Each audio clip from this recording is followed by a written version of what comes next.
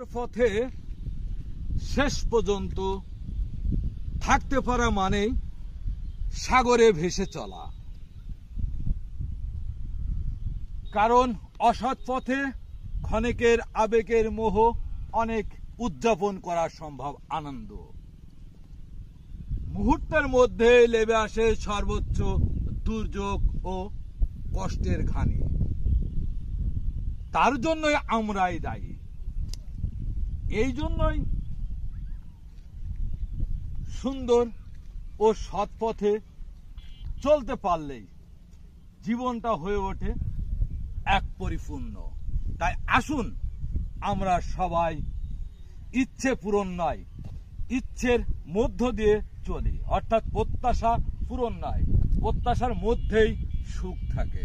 তাই সৎ পথে পরিশ্রমের মাধ্যমেই জীবনযাপন করি। ধন্যবাদ।